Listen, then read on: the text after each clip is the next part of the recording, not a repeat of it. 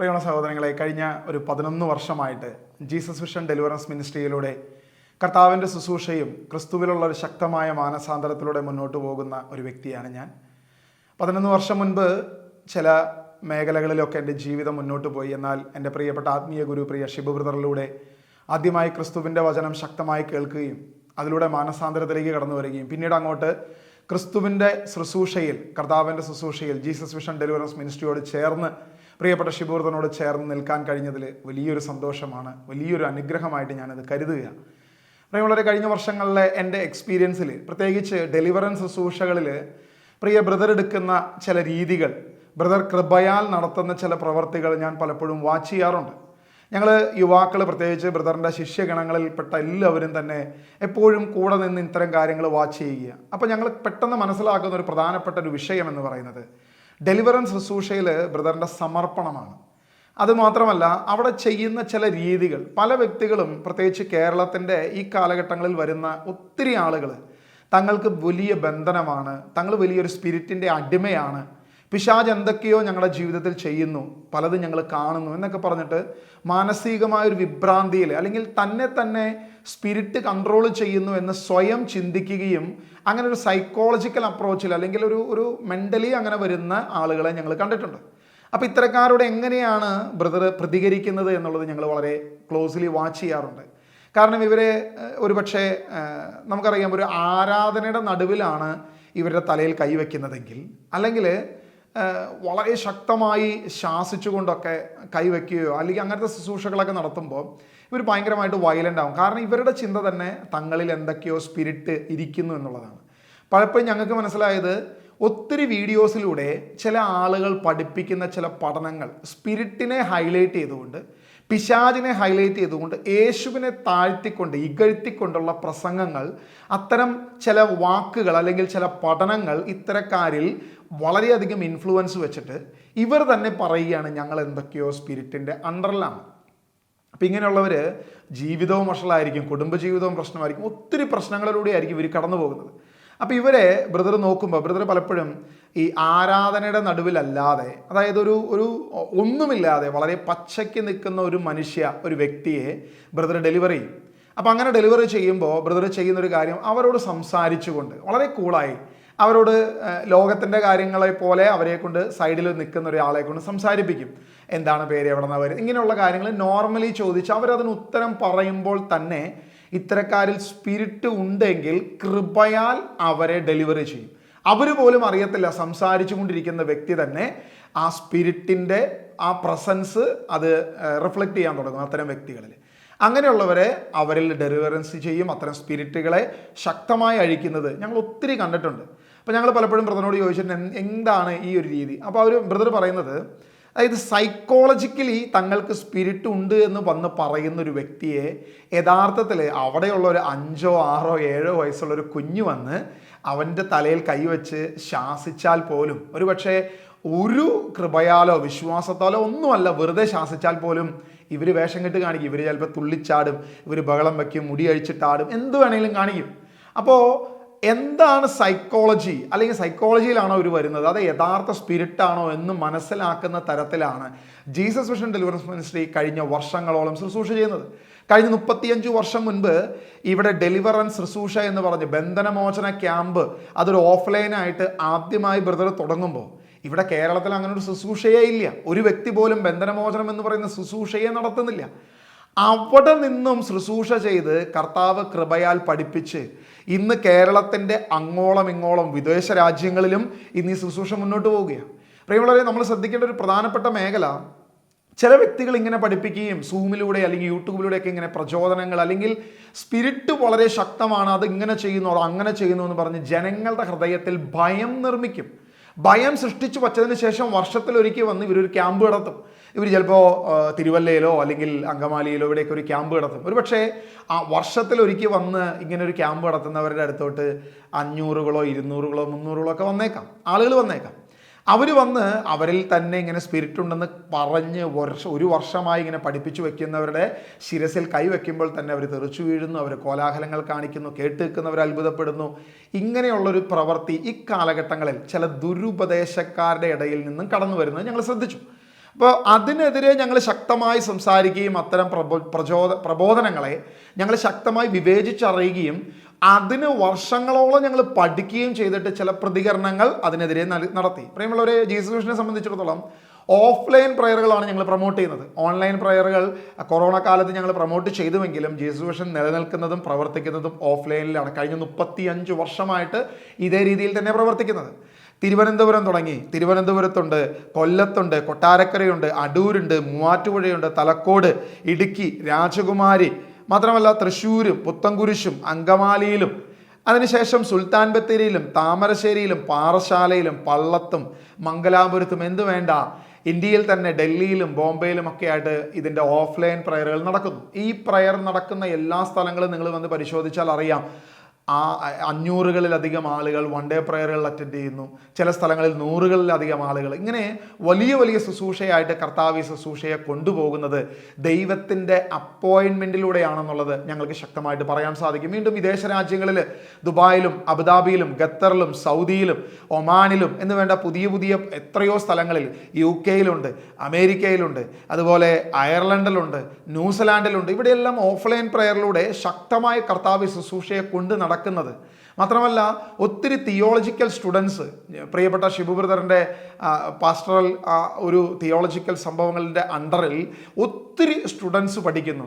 400-ലധികം ആളുകൾ അതിൻ്റെ എക്സാമുകൾ എഴുതി അതിൻ്റെ സർട്ടിഫിക്കറ്റുമായി മുന്നോട്ട് പോകുന്നു. ഇങ്ങനെ ദൈവത്തിൻ്റെ വചനം സത്യസുവിശേഷം ലോകത്തോട് പ്രഘോഷിക്കുന്നത് ഒരു വ്യക്തിയുടെയും മുഖനോട്ടമില്ലാതെ, ഒരു വ്യക്തിയുടെയും ഒരാളുടെയും ഒരു പ്രതിഫലം സ്വീകരിക്കാതെ കർത്താവിൻ്റെ വചനം ശക്തമായി ഞങ്ങൾ പ്രഘോഷിക്കുന്നത് അത് കൃപയാൽ മാത്രമാണെന്ന് ഈ അവസരത്തിൽ ഞങ്ങൾ നിങ്ങളുടെ മുൻപിൽ പറയുമ്പോൾ ഇത് പറയാൻ ചില കാരണങ്ങളുമുണ്ട് എന്ന് തുടർന്ന് വന്ന കാര്യങ്ങളിൽ നിങ്ങൾക്കത് മനസ്സിലാകും. ഈ കഴിഞ്ഞ ദിവസം ഞാൻ 1-2 വീഡിയോകൾ ഇറക്കാനിടയായി.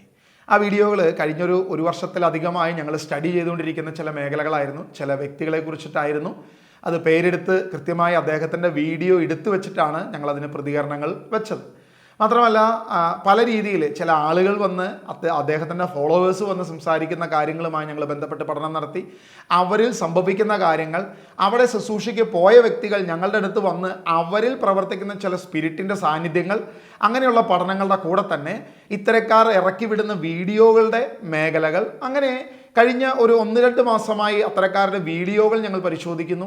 ആ വീഡിയോയിലൂടെ ഞങ്ങൾ പരിശോധനകൾ നടത്തുന്നു. അങ്ങനെ എല്ലാ രീതിയിലും പരിശോധിച്ച് കൃത്യമായ ഒരു മാനദണ്ഡത്തിൽ ഞങ്ങൾ കഴിഞ്ഞ ദിവസം ഒരു ക്ലാസ് എൻ്റെ യൂട്യൂബ് ചാനലിൽ, മിഷിയ മിഷൻ എന്ന് പറഞ്ഞ ഈ യൂട്യൂബ് ചാനലിൽ ഞാൻ അപ്ലോഡ് ചെയ്യുകയുണ്ടായി.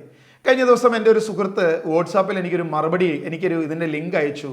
ഇദ്ദേഹം ഞങ്ങൾ ആരെയാണോ ദുരുപദേശമാണ് എന്ന് പറഞ്ഞുകൊണ്ട് ആരുടെ വീഡിയോ ആണോ ഞങ്ങൾ ചെയ്തത്, ആ വീഡിയോയിന് ഞങ്ങൾക്ക് മറുപടി എന്ന തരത്തിൽ ഒരു ലൈവ് വീഡിയോ എനിക്കൊരു ലിങ്ക് ഇട്ടു. അദ്ദേഹം അതിൻ്റെ അടിയിൽ ഡിസ്ക്രിപ്ഷൻ എനിക്ക് വാട്സാപ്പിൽ അയച്ചു തന്ന ആൾ എനിക്ക് പറഞ്ഞിരിക്കുന്ന കാര്യം ഇതാണ്: വളരെ വെൽ നോൺ ആയിട്ട്, വളരെ കൃത്യമായിട്ട്, വളരെ വ്യക്തമായിട്ട് നിങ്ങൾ ചോദിച്ച എല്ലാ കാര്യത്തിനും അദ്ദേഹം മറുപടി പറഞ്ഞിട്ടുണ്ട്, നിങ്ങളിതൊന്ന് കേട്ടു നോക്ക് എന്ന രീതിയിലായിരുന്നു എനിക്കൊരു വീഡിയോ കടന്നു വന്നത്. പ്രിയമുള്ളവർ, ഞാൻ സമയമെടുത്ത്, നിങ്ങൾക്കറിയാം 3.5 മണിക്കൂറുള്ളൊരു വീഡിയോ ആണ്. ഏകദേശം 3.5 മണിക്കൂർ നമ്മളതിന് സമയമെടുത്ത് ചെലവഴിച്ച് ഞാൻ ആ വീഡിയോ കാണുകയുണ്ടായി. വളരെ പ്രതീക്ഷയോടെ ആയിരുന്നു. കാരണം ഒരുപക്ഷെ ഞങ്ങൾക്കൊരു തെറ്റിദ്ധാരണ കൊണ്ടാണോ ഇദ്ദേഹത്തിനെതിരെ ഇങ്ങനെ ഒരു കാര്യം പറഞ്ഞത്, ആണെങ്കിൽ അത് തിരുത്താൻ നമ്മൾ തയ്യാറാണ്. അപ്പോൾ അതുകൊണ്ട് ഞങ്ങളത് വളരെ പ്രതീക്ഷയോടെ ഞാൻ ആ വീഡിയോ വളരെ സന്തോഷത്തോടെ കാണുകയുണ്ടായി. പ്രിയമുള്ളവരെ, പ്രധാനമായും 6 പ്രധാനപ്പെട്ട ചോദ്യങ്ങൾ ഞാൻ അവിടെ മുൻപോട്ട് വെച്ചിരുന്നു. ഈ 6 ചോദ്യങ്ങളിൽ ഒരേ ഒരു ചോദ്യത്തിന് മാത്രം റെസ്പോണ്ട് ചെയ്യുകയും ബാക്കി ഞാൻ ചോദിച്ച 5 ചോദ്യങ്ങളെയും പൂർണ്ണമായി ഇഗ്നോർ ചെയ്യുകയും എന്താണോ ആ വീഡിയോയിൽ പ്രധാനമായി ഞാൻ വെച്ച ആശയം, ആ ആശയത്തെ പൂർണ്ണമായി തൊട്ടുപോലും നോക്കാതെ മറ്റൊരു വഴിക്ക് പോകുന്നതാണ് യഥാർത്ഥത്തിൽ എനിക്ക് ആ വീഡിയോയിൽ കാണാൻ സാധിച്ചത്. പ്രിയമുള്ളവരെ, ഞാൻ ചോദിച്ച 6 ചോദ്യങ്ങൾ ഞാൻ ഒരിക്കൽ കൂടി ഒന്ന് റിപ്പീറ്റ് ചെയ്യുകയാണ്. ഒന്ന്, യേശുക്രിസ്തു ലൂക്കാ സുവിശേഷത്തിൽ വ്യക്തമായിട്ട് പറയുന്നു, ശരീരത്തെ തൊടുന്നതിൽ കവിഞ്ഞ് മറ്റൊന്നും ചെയ്യാൻ കഴിയാത്ത സ്പിരിറ്റിനെ കുറിച്ച് ലൂക്ക 12:4-5 വാക്യങ്ങൾ വെച്ച് ഞാനൊരു ചോദ്യം ചോദിച്ചിരുന്നു. അതിനെ തൊട്ടിട്ടില്ല. ഫിലിപ്പി ലേഖനം അതിൻ്റെ 2-ാം അധ്യായം 7 മുതൽ 10 വരെ വാക്യങ്ങൾ വെച്ച് സ്വർഗത്തിലും ഭൂമിയിലും പാതാളത്തിനുള്ള സർവ്വ അധികാരവും യേശു ക്രൂശിൽ നേടിയെടുത്തു എന്നുള്ളതിനെക്കുറിച്ച് ഞാനൊരു വചനം വെച്ച് ചോദ്യം ചെയ്തിരുന്നു. ഇദ്ദേഹം പറയുന്നത് അല്ല, യേശുവിനെ വീണ്ടും പാതാളത്തിൽ കൊണ്ടുപോയി പീഡിപ്പിച്ചു എന്നൊരു കാര്യമാണ് പറഞ്ഞത്. അപ്പോൾ ഈ ഒരു ചോദ്യം വെച്ച് ഞങ്ങൾ ചോദിച്ചിരുന്നു, അതിനെ തൊട്ടിട്ടില്ല. വീണ്ടും മത്തായി സുവിശേഷം 27-ാം അധ്യായം 50 മുതൽ 53 വരെ വാക്യങ്ങളിൽ അവിടെ യേശുവിൻ്റെ കാൽവരി ക്രൂശിൽ സംഭവിക്കുന്ന കാര്യങ്ങൾ, അല്ലെങ്കിൽ രക്ഷിക്കപ്പെട്ടതിന് ശേഷം തൊട്ടടുത്ത നിമിഷം സംഭവിക്കുന്ന കാര്യങ്ങൾ, തിരശ്ശീല കീറി ആത്മാക്കൾ ഉയർപ്പിക്കപ്പെട്ടു എന്നുള്ള കാര്യങ്ങളെ വെച്ചിട്ട് ഞങ്ങളൊരു ചോദ്യം ചോദിച്ചിരുന്നു. അതിനെ തൊട്ടിട്ടില്ല. നാലാമതായി ഒരു കാര്യം, അതായത് ജോൺ ചാപ്റ്റർ 19 വേഴ്സസ് 15 അതിൻ്റെ അകത്ത് പറഞ്ഞിരിക്കുന്ന കാര്യം ഞങ്ങൾ പറഞ്ഞിരുന്നു. യേശു എല്ലാം പൂർത്തീകരിച്ചു എന്ന് പറഞ്ഞു. അതിനെ അദ്ദേഹം തൊട്ടിട്ടുണ്ട്. അത് തൊട്ടത് വളരെ രസകരമാണ്. യേശു ക്രൂശിൽ പൂർത്തീകരിച്ചിട്ടില്ല എന്നൊരു സ്റ്റേറ്റ്മെൻ്റ് ആണ് അദ്ദേഹം അതിന് വെച്ചിരിക്കുന്നത്. അതിന് തെളിവുകളൊന്നും വെച്ചിട്ടില്ല. അതിൻ്റെ തെളിവുകളും അല്ലെങ്കിൽ അത്തരം കാര്യങ്ങളെക്കുറിച്ചും സഭയിൽ പഠിപ്പിക്കാം എന്നൊരു കാര്യമാണ് അദ്ദേഹം പറഞ്ഞിരിക്കുന്നത്. പ്രിയമുള്ളവരെ, അതിൻ്റെ താഴോട്ട് നമുക്കതിൻ്റെ വിശദീകരണത്തിലേക്ക് വരുമ്പോൾ നിങ്ങൾക്കത് കാര്യം മനസ്സിലാക്കും. വീണ്ടും അഞ്ചാമതൊരു കാര്യം, ശിഷ്യന്മാർക്ക് യേശു അധികാരം കൊടുത്തു, പിശാചിൻ്റെ മേൽ സർവ്വാധികാരം കൊടുത്തു. ശിഷ്യന്മാർ പ്രാർത്ഥിച്ചപ്പോഴും പ്രവർത്തിച്ചപ്പോഴും പിശാച് ഇടിമിന്നൽ പോലെ താഴോട്ട് വീണു. അപ്പോൾ ഈ ശിഷ്യന്മാരെക്കാൾ അല്ലെങ്കിൽ അവർക്ക് കൊടുത്ത ആ കഴിവിനേക്കാൾ വലുതാണോ പിശാചിൻ്റെ ശക്തി എന്നൊരു ചോദ്യം ഞങ്ങൾ ചോദിച്ചിരുന്നു. അതിനെ തൊട്ടിട്ടില്ല. മാത്രമല്ല അതിന് പകരം മറ്റെന്തോ കഥകളും കവിതകളുമാണ് പറഞ്ഞിരിക്കുന്നത്. ആറാമത്, യേശുവിനെ കണ്ടപ്പോൾ പിശാച് അലറി വിളിച്ചുകൊണ്ട് ഓടി. മത്തായി സുവിശേഷം 8:19 8:29 ലൂക്കാ സുവിശേഷം 8:28 വെച്ചിട്ട് പിശാച് യേശുവിനെ കണ്ടപ്പോൾ പരസ്യ ജീവിതകാലത്ത് മുഴുവൻ ഭയപ്പെട്ട് അലറി വിളിച്ച് ഓടി ഒളിക്കുന്നത് കാണുമ്പോൾ ഈ വചനം വെച്ചിട്ട് തൻ്റെ ഐഹിക ജീവിതകാലത്ത് യേശുവിനെ കാണുമ്പോൾ ഓടി ഒളിക്കുന്ന പിശാച് എങ്ങനെ യേശുവിനെ കൊണ്ടുപോയി പാതാളത്തിൽ കൊണ്ടുപോയി പീഡിപ്പിച്ചു എന്ന ചോദ്യം ഞങ്ങൾ ചോദിച്ചിരുന്നു. ഈ ചോദ്യത്തിനും ഉത്തരം കണ്ടതായിട്ട് ഞങ്ങൾ കാണുന്നില്ല. പകരം ഇദ്ദേഹത്തിൻ്റെ വീഡിയോയിൽ ഞാൻ കണ്ട ഉത്തരങ്ങൾ എന്തൊക്കെയാണെന്നുള്ളത് ഞാൻ ഇന്ന് ചെറുതായിട്ടൊന്ന് പറയുക. ഇദ്ദേഹത്തിൻ്റെ വീഡിയോയിൽ ഞാൻ കണ്ട ഉത്തരങ്ങൾ ഇതാണ്. ഡസ്റ്റിൻ ബ്രദറിൻ്റെ വീഡിയോ നല്ല എഡിറ്റിംഗ് ആയിരുന്നു. ഡസ്റ്റിൻ ബ്രദർ ഒരു പ്രൊഫഷണൽ വീഡിയോഗ്രാഫറും ഫോട്ടോഗ്രാഫറും ആയതുകൊണ്ട് എനിക്കൊരു ഫോട്ടോ എടുത്തു തരണം. ഞങ്ങൾ നാട്ടിൽ വരുമ്പോൾ നമുക്ക് കപ്പയിറച്ചിയും കഴിക്കാം. നമുക്ക് കപ്പയിറച്ചിയും കഴിച്ചൊരു വട്ടമേശയുടെ ചുറ്റുമിരുന്ന് നമുക്ക് ചർച്ച ചെയ്യാം, നമുക്ക് വിശേഷങ്ങൾ പറയാം. മാത്രമല്ല ഞാൻ ഒരു ആരോപണം ഇങ്ങനെ വെച്ചിരുന്നു. ഇദ്ദേഹത്തിൻ്റെ വീഡിയോ കാണുന്നവർ ഏകദേശം 1 മണിക്കൂർ കഴിയുമ്പോൾ മയങ്ങി അല്ലെങ്കിൽ ചില ഓഫ്ലൈനിലേക്ക് പോയി കഴിയുമ്പോൾ ഇദ്ദേഹം ദുരുപദേശം പറയുന്നു എന്നൊരു കാര്യം വെച്ചിരുന്നു. അപ്പോൾ ഇദ്ദേഹം എന്നോടൊരു റിക്വസ്റ്റ് ചെയ്തിരിക്കുന്നത്, ഇങ്ങനൊരു കാര്യം, ഇങ്ങനൊരു ടെക്നിക്ക് ഉണ്ടെങ്കിൽ കഴിഞ്ഞ 20 വർഷമായിട്ട് സ്വന്തം ഭാര്യയെ മയക്കാൻ കഴിയുന്നില്ല, അതുകൊണ്ട് ആ ടെക്നിക്ക് എനിക്കൊന്ന് പഠിപ്പിച്ചു തരണം, അടുത്ത തവണ നാട്ടിൽ വരുമ്പോൾ ഞാൻ പഠിപ്പിക്കണം എന്നുള്ളൊരു ഇങ്ങനെയുള്ള കാര്യങ്ങളൊക്കെയാണ് ഇദ്ദേഹം എന്ത് ചെയ്തത്, ഇദ്ദേഹം അതിനകത്ത് വച്ചിരിക്കുന്നത്. പ്രിയമുള്ളവരെ, ഈ ഒരു വീഡിയോ നടക്കുന്ന സമയത്ത് തന്നെ ലൈവ് കമൻറ്റ് ബോക്സിൽ പലരും കമൻറ്റ് ചെയ്യുന്നുണ്ട്. അപ്പോൾ അങ്ങനെ കമൻറ്റ് ചെയ്യുമ്പോഴാണ് ഞാനൊരു ഫോട്ടോഗ്രാഫറാണെന്നുള്ളൊരു കമൻറ്റ് ബോക്സ് അദ്ദേഹം കാണുന്നത്. അപ്പോൾ ഈ കമൻറ്റ് ചെയ്യുന്ന ആളെനിക്ക് വ്യക്തമായിട്ട് അറിയാം. കഴിഞ്ഞ 21 വർഷമായിട്ട് ലോകത്തുള്ള സകല മിനിസ്ട്രികളിലും കയറി ഇറങ്ങി നടന്ന് തനിക്ക് ഒരു കാര്യമുണ്ട്, ആ കാര്യം നടത്തി കിട്ടിയില്ലെങ്കിൽ ഈ മിനിസ്ട്രി ശരിയല്ല, ഈ മിനിസ്ട്രി മോശമാണ് എന്ന് പറഞ്ഞുകൊണ്ട് പ്രവർത്തിക്കുന്ന അല്ലെങ്കിൽ മിനിസ്ട്രികൾ ഇങ്ങനെ ചാടി അടുത്തടുത്ത സ്ഥലത്തേക്ക് പോകുന്ന എനിക്കറിയാവുന്ന ഒരു വ്യക്തി തന്നെയാണ്. അടിയിൽ എന്നെ പേഴ്സണലി അറിയുന്ന ഒരു വ്യക്തി തന്നെയാണ്. ഞാനൊരു ഫോട്ടോഗ്രാഫറാണെന്ന് കമൻറ്റ് ചെയ്യുന്നത്. ഇദ്ദേഹം ഇന്ന് ഈ പറയുന്ന നസറത്ത് മിനിസ്ട്രിയുടെ ഫോളോവറും കൂടിയാണ്. എന്തുവാകട്ടെ, അദ്ദേഹത്തിന് അവിടെ ഇനി വിടുതൽ കിട്ടുമോ എനിക്കറിയത്തില്ല. ഇനി വിടുതൽ കിട്ടുകയാണെങ്കിൽ അത് ഏത് തലത്തിലാണെന്ന് നമുക്ക് താഴോട്ടുള്ള കാര്യങ്ങളിൽ നമുക്ക് പഠിക്കുമ്പോൾ നമുക്ക് മനസ്സിലാക്കാൻ സാധിക്കും. പ്രിയമുള്ളവരെ, അപ്പോൾ എനിക്ക് ലഭിച്ച മറുപടി ഇതാണ്: ഞങ്ങൾ പ്രവർത്തിക്കുന്നത് പരിശുദ്ധാത്മാവിലല്ല. അങ്ങനെയുള്ള ചില ആരോപണങ്ങൾ, ചില കേഴ്സിങ്. ഇതിനകത്ത് ഏറ്റവും രസകരമായൊരു സംഭവം എന്ന് പറയുന്നത്, ഇദ്ദേഹം വളരെ കാം ആൻഡ് ക്വയറ്റായിട്ട് നിന്ന് വളരെ തമാശയൊക്കെ പറഞ്ഞ് കുറച്ച് ചിരിച്ച് ആളുകളെ മയക്കുന്ന, അതങ്ങനെ തന്നെ ആ വാക്ക് ഉപയോഗിക്കുന്നത്, കുറച്ച് ചിരിച്ച് കുറച്ച് കോമഡിയൊക്കെ പറഞ്ഞ് കുറച്ച് പണ്ടപ്പരപ്പും പരാതി, അയ്യോ എൻ്റെ വൈഫ് അങ്ങനെ വർക്ക് ചെയ്യുന്നു, അങ്ങനെ ഇങ്ങനെ ഞാൻ എന്തോരം കഷ്ടപ്പെടുന്നു, എനിക്കേറ്റ അനുഭവങ്ങൾ, എനിക്കേറ്റ കഷ്ടപ്പാടുകൾ, എനിക്കേറ്റ പ്രശ്നങ്ങൾ, പ്രതിസന്ധികൾ, ഇതൊക്കെ ഇങ്ങനെ പറഞ്ഞതിന് ശേഷം വളരെ കാം ആൻഡ് ക്വയറ്റായിട്ട് നിന്നിട്ട് ഞങ്ങളെ കേഴ്സ് ചെയ്യുന്നു. പ്രിയമുള്ളവരെ, കേൾവിക്കാരെ സംബന്ധിച്ചിടത്തോളം അവർ കേൾക്കുമ്പോൾ അയ്യോ ആ ബ്രദർ ഉത്തരം കൊടുക്കുന്നത് എത്ര വിനീതനായിട്ടാണ്, എത്ര കാം ആൻഡ് ക്വയറ്റായിട്ടാണ്, വിനീതനായിട്ടാണെന്നുള്ളത് കേൾവിക്കാർ പൊതുവെ ശ്രദ്ധിക്കുന്നൊരു കാര്യമാണ്. പ്രിയമുള്ളവരെ, നിങ്ങൾക്കറിയാം പരസ്യ ജീവിതകാലത്ത് യേശുവിൻ്റെ മുൻപിൽ കടന്നു വന്ന പിശാചുക്കളും, മാത്രമല്ല പല മേഖലകളിലും പിശാച് കടന്നു വരുന്നത് എപ്പോഴും ഷുഗർ കോട്ടഡ് ആയിട്ടുള്ള വാക്കുകൾ കൊണ്ടും സ്മൈലിംഗ് ഫേസുമായിട്ടും, അത് ആദത്തിൻ്റെ മുൻപിലും ഹവ്വായുടെ മുൻപിലും വന്നതും ഇതേ തലത്തിൽ തന്നെയാണ്, ചിരിക്കുന്ന വാക്കുകളിലൂടെ വളരെ കാം ആൻഡ് ക്വയറ്റായിട്ട്. പക്ഷേ ചില കേഴ്സിങ്ങുകൾ അതിൻ്റെ പുറകിൽ നിങ്ങൾക്ക് കാണാൻ സാധിക്കും. എത്രയോ ഞാനത് മിനിറ്റുകൾ നോട്ട് ചെയ്ത് വെച്ചിട്ടുണ്ട്. വളരെ കൃത്യമായി പല മിനിറ്റുകളിലും ഇതിൽ പ്രവർത്തിച്ചവരെ, ഇതിനെ തംബ്നെയിൽ ചെയ്തവരെ, ഇത് എഡിറ്റ് ചെയ്തവർ, ഇത് കാണിച്ചു കൊടുത്ത എന്നെ, അല്ലെങ്കിൽ ഇങ്ങനെ എല്ലാവരെയും പല രീതിയിൽ കേഴ്സ് ചെയ്യുന്ന ആത്മാവിനെ നമുക്ക് അവിടെ കാണാൻ സാധിക്കും, ശപിക്കുന്ന ആത്മാക്കളെ. എന്നിട്ട് അതേ വ്യക്തി തന്നെ തൊട്ടടുത്ത നിമിഷം പറയും, ശാപവാക്കുകൾ പറയുന്നത് പിശാചാണ്, നിങ്ങളെ ശപിക്കുന്നവരെ അനുഗ്രഹിക്കും. എന്നിട്ട് അദ്ദേഹം തന്നെ എന്ത് ചെയ്യും? കേഴ്സ് ചെയ്യുന്നത് ഇതേ വീഡിയോയിൽ തന്നെ കാണും. പ്രിയമുള്ളവരെ, കേൾവിക്കാർ നോക്കുമ്പോൾ അതിൻ്റെ കമൻറ്റ് ബോക്സിൽ പലരും പറയും, അയ്യോ ബ്രദറെ നിങ്ങൾ അങ്ങനെ കരുതല്ല, ഇങ്ങനെ. നമുക്ക് ചില സഹതാപത്തിൻ്റെ വാക്കുകൾ കിട്ടാൻ വേണ്ടി അംഗീകാരം ലഭിക്കാത്ത ചില വ്യക്തികൾ കാണിക്കുന്ന ചില സൈക്കോളജിക്കൽ ട്രീറ്റ്മെൻ്റ് ആണ് എനിക്ക് ഈ 3.5 മണിക്കൂറിലും ഈ വീഡിയോയിൽ എനിക്ക് കാണാൻ സാധിച്ചത്. സത്യം പറഞ്ഞ് എനിക്ക് സഹതാപമുണ്ട്. എന്തുമാകട്ടെ, ഇദ്ദേഹം വിചാരിച്ചു ഞങ്ങൾ ഇങ്ങനെ ഈ രീതിയിൽ ഇദ്ദേഹം കുറച്ച് കരഞ്ഞു പിടിച്ച് കഴിയുമ്പോൾ ദൈവദൂഷണം പറയുന്നവരോട് ഞങ്ങൾ ദാക്ഷിണ്യം കാണിക്കും, ഞങ്ങൾ തിരിച്ച് ഇതിന് ഒരു മറുപടി ഇടത്തില്ല, അല്ലെങ്കിൽ ഞങ്ങൾ ഇതിനെ ഇഗ്നോർ ചെയ്യുമെന്നാണ്. തീർച്ചയായിട്ടും ഒരിക്കലുമില്ല. ജീസസ് വിഷനെ സംബന്ധിച്ചിടത്തോളം അത് എംബറർ കൂടാരക്കാരുടെ അടുത്തും അല്ലെങ്കിൽ കൃപാസനം കച്ചവടക്കാരുടെ അടുത്തും എന്ന് വേണ്ട കേരളത്തിലും വിദേശത്തുമായി നടക്കുന്ന സകല ദുരുപദേശങ്ങളുടെ അടുത്തും അവരുടെ സൈക്കോളജിക്കൽ ട്രീറ്റ്മെൻറ്റിൻ്റെ അടുത്തും അവരുടെ ഏത് തലത്തിലും ഒരു രീതിയിലും കോംപ്രമൈസ് ചെയ്യാത്തൊരു ടീമാണ് ജീസസ് വിഷൻ ഡെലിവറൻസ് മിനിസ്ട്രി എന്നുള്ളത് എൻ്റെ കേൾവിക്കാർ തിരിച്ചറിയണം. ഇദ്ദേഹവും അത് തിരിച്ചറിയണമെന്നാണ് ഞങ്ങളുടെ ആഗ്രഹം. പ്രിയമുള്ളവരെ, ഇനി താഴോട്ട് ഇദ്ദേഹം പറഞ്ഞ ചില വാക്കുകളും പഠനങ്ങളെക്കുറിച്ചും നമ്മളിന്ന് വിശുദ്ധമായ ഒരു അനലൈസിങ് നടത്താൻ പോവുകയാണ്. ഞങ്ങൾ ഈ വീഡിയോ ഇട്ട് കഴിഞ്ഞപ്പോൾ കൃത്യമായി ഈ പറയുന്ന ജിയോ നസറത്ത് എന്ന് പറയുന്ന അദ്ദേഹത്തിൻ്റെ വീഡിയോ തന്നെ കട്ട് ചെയ്ത് ആ വീഡിയോയിൽ അദ്ദേഹം പറയുന്ന ദുരുപദേശം തന്നെ ലോകത്തിന് ജനത്തിന് കേൾപ്പിച്ചു കൊടുത്തിട്ട് തന്നെയാണ് ഞങ്ങൾ അതിനെക്കുറിച്ചുള്ള കമൻറ്റുകളും അതിനെക്കുറിച്ചുള്ള ദൈവവചനാടിസ്ഥാനത്തിലുള്ള കാര്യങ്ങളും ഞാൻ പറഞ്ഞിരിക്കുന്നത്. പ്രിയമുള്ളവരെ, മനസ്സിലാക്കണേ, ഇദ്ദേഹം ഇതിനകത്ത് തിരിച്ച് ഇങ്ങോട്ട് റിപ്ലൈ ചെയ്ത് കഴിഞ്ഞപ്പോൾ അയാൾ പറയുന്നത് ഞങ്ങൾ നുണ പ്രചരിപ്പിച്ചു. ഞങ്ങൾ 1 മിനിറ്റുള്ള വീഡിയോയിൽ താഴെ മാത്രം ഒരു ക്ലിപ്പ് വെച്ചിട്ട് നുണ പ്രചരിപ്പിച്ചു. ഞാൻ എൻ്റെ 2 വീഡിയോയിൽ 1 മിനിറ്റല്ല പല മിനിറ്റുകൾ ഞാൻ അതിനകത്ത് ആഡ് ചെയ്ത് അദ്ദേഹം പറഞ്ഞ ദുരുപദേശങ്ങൾ അതങ്ങനെ തന്നെ വീഡിയോ കേൾപ്പിച്ച് അതിനുശേഷം ഞാൻ എൻ്റെ വാദങ്ങളും ദൈവവചനത്തിൻ്റെ അടിസ്ഥാനങ്ങളും അപ്പസ്തോലിക ഉപദേശവും എന്താണെന്ന് ഞാൻ വ്യക്തമായിട്ട് അതിനെ കാണിച്ചിട്ടുണ്ട്. ഇനി ഒരു വാക്കിൽ പിടിച്ച് അതിൽ തൂങ്ങി മുന്നോട്ട് പോകുന്ന ഒരു രീതിയും ഒരു രക്ഷപ്പെടലും ഞാൻ അതിനകത്ത് കണ്ടു. രണ്ടാമത്തെ കാര്യം നിങ്ങൾ ശ്രദ്ധിക്കണേ, ഞങ്ങൾ ഇദ്ദേഹത്തിൻ്റെ വീഡിയോ ഇദ്ദേഹം ഇങ്ങനെ പറയുന്നു എന്ന് പറഞ്ഞിട്ടല്ല ഞങ്ങൾ ചെയ്തത്, അദ്ദേഹത്തിൻ്റെ തന്നെ വീഡിയോ പ്ലേ ചെയ്തിട്ടാണ് ഞങ്ങളിവിടെ പറഞ്ഞത്. അദ്ദേഹം പഠിച്ചൊരു വാക്ക് ഇങ്ങനെയാണ്, ഞാൻ പറഞ്ഞത് സോൾ ഓഫ് ജീസസ് എന്നാണ്, സ്പിരിറ്റ് ഓഫ് ജീസസ് എന്നല്ല ഞാൻ പറഞ്ഞത് എന്നൊരു ന്യായീകരണമാണ് അദ്ദേഹം ഞങ്ങളുടെ വീഡിയോവിനെതിരെ ഇദ്ദേഹം വെച്ചിരിക്കുന്നത്. ഞങ്ങൾ നുണപ്രചരണം നടത്തുന്നു. പ്രിയമുള്ള വ്യക്തികളെ, നിങ്ങൾ മനസ്സിലാക്കുക, യേശു ക്രിസ്തുവിൻ്റെ നാമമാകട്ടെ, യേശുവിൻ്റെ ആത്മാവിനെ ആകട്ടെ, യേശുവിൻ്റെ സോളിനെ ആകട്ടെ, യേശുവിൻ്റെ ശരീരത്തെ ആകട്ടെ പിശാച് പീഡിപ്പിച്ചു എന്ന് പറഞ്ഞാൽ തീർച്ചയായും അത് ദുരുപദേശമാണ്. അതിനെതിരെ വിശുദ്ധ വേദപുസ്തകവും അപ്പസ്തോലിക ഉപദേശവും കൊണ്ട് ഞങ്ങൾ ശക്തമായി അതിനെ എതിർക്കും. ഇനി അദ്ദേഹം പറഞ്ഞത് അങ്ങനെ തന്നെ കാണാതെ പഠിച്ച് ഏറ്റുപാടുക എന്നൊരു രീതി ഞങ്ങൾക്കില്ല. ഇദ്ദേഹത്തിൻ്റെ വീഡിയോയിൽ അയ്യോ മക്കളെ നിങ്ങളൊന്ന് നിങ്ങളൊന്ന് പറഞ്ഞേ എന്ന് പറഞ്ഞ് ഇദ്ദേഹം ബെഗ് ചെയ്യുന്നത് ഞാൻ കണ്ടു. കാരണം വിശ്വാസികൾ ഇദ്ദേഹത്തിലെ സ്പിരിറ്റ് ട്രാൻസ്ഫർ ചെയ്യിപ്പിക്കാൻ വേണ്ടി അവരെ കൊണ്ട് ഏറ്റുപറയിപ്പിക്കുന്ന എന്ത് ദുരുപദേശം പറയുന്നു അത് തന്നെ ഏറ്റുപറയിപ്പിക്കുന്ന ഒരു രീതി ഞാൻ അവിടെ കണ്ടു. പ്രിയമുള്ളവരെ, അത് ഏറ്റുപറയുന്ന ഒരു രീതി ഞങ്ങൾക്കില്ല.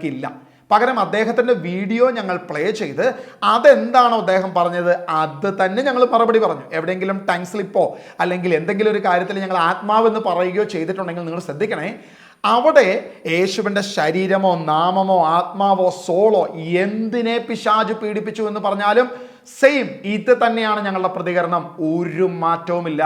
അത് അപ്പസ്തോലിക ഉപദേശമല്ല, ദുരുപദേശമാണ്. കൊളോസിയ ലേഖനം അതിൻ്റെ 2-ാം അധ്യായം അതിൻ്റെ 15-ാം വാക്യത്തിൽ ആധിപത്യങ്ങളെയും അധികാരങ്ങളെയും അവൻ നിരായുധമാക്കി അവയെ കുരിശിൽ അവയുടെ മേൽ വിജയം ആഘോഷിച്ചു എന്നൊരു വാക്യത്തെ എടുത്ത് ഇദ്ദേഹം പല ട്രാൻസ്ലേഷൻസ് എടുത്ത് വാക്കുകളുടെ പര്യായ പദങ്ങൾ അർത്ഥവ്യതിയാനങ്ങളൊക്കെ വെച്ചിട്ട് അതിനെ വളച്ചൊടിച്ച് കൊണ്ടുപോകുന്ന ഒരു രീതി ഞാൻ അവിടെ ശ്രദ്ധിച്ചു. കൊളോസ്യ ലേഖനം അതിൻ്റെ 2-ാം അധ്യായം അതിൻ്റെ 10-ാം വാക്യം മുതൽ അതല്ലെങ്കിൽ അതിൻ്റെ 6-ാം വാക്യം മുതൽ എന്ത് കോണ്ടസ്റ്റാണ് അപ്പോസ്തലനായ പൗലോസ് എടുക്കുന്നത് എന്നുള്ളത് വ്യക്തമായി മനസ്സിലാക്കാൻ സാധിക്കും. ക്രിസ്തുവിൻ്റെ പൂർണ്ണത അല്ലെങ്കിൽ ക്രിസ്തുവിലെ പൂർണ്ണ രക്ഷയെക്കുറിച്ചും കാൽവരിയിലെ പൂർണ്ണതയെക്കുറിച്ചുമാണ് അപ്പോസ്തലൻ അവിടെ പറഞ്ഞ് പഠിപ്പിക്കുന്നത്. അതിൻ്റെ 2-ന്റെ 10-ാം വാക്യം നമ്മൾ അതിൻ്റെ KJV വെർഷനിലാണെങ്കിൽ നമ്മളിങ്ങനെ കാണുന്നത്, and ye are complete in him which is the head of all principalities and power. അതുപോലെ തന്നെ അതിൻ്റെ NET ഉണ്ട്, അതിൻ്റെ NLT ഉണ്ട്. NLTയിൽ so you also are complete through your union with Christ who is the head over every ruler and authority. അങ്ങനെ പറഞ്ഞിരിക്കുന്നത്. ഇവിടെ നമ്മൾ ശ്രദ്ധിക്കണേ, എല്ലാത്തിനെയും സകല ശക്തികളെയും പിശാചിൻ്റെ സർവ്വ അധികാരങ്ങളെയും അവൻ ക്രൂശിൽ തീർത്തു എന്നും അത് ക്രിസ്തുവിൻ്റെ അധികാരത്തിലേക്ക് എത്തിച്ചുവെന്നും അവൻ അധികാരിയെ ക്രിസ്തു അധികാരിയായി മാറിയെന്നും വീണ്ടും അതിൻ്റെ കൊളോസിയ 2:15 വായിക്കുമ്പോൾ സർവാധിപത്യങ്ങളെയും, ഇവിടെ നിങ്ങൾ ശ്രദ്ധിക്കണേ, all authorities, all powers, all ruling എന്ന് പറഞ്ഞിട്ട് ഇവിടെ കൃത്യമായി പറഞ്ഞിരിക്കുകയാണ്. യേശുവിലെ പൂർണ്ണതയെക്കുറിച്ച് അവിടെ ക്ലിയർ ആയിട്ട് പറഞ്ഞിരിക്കുകയാണ്.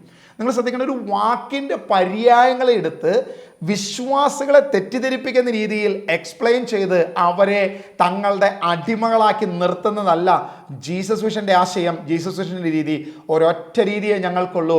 അപ്പസ്തോലന്മാർ എന്ത് പ്രഘോഷിച്ചുവോ, അപ്പസ്തോലന്മാർ എന്ത് പഠിപ്പിച്ചുവോ അതിൻ്റെ പിന്നാലെ പോവുകയാണ് ഞങ്ങളുടെ ലക്ഷ്യം.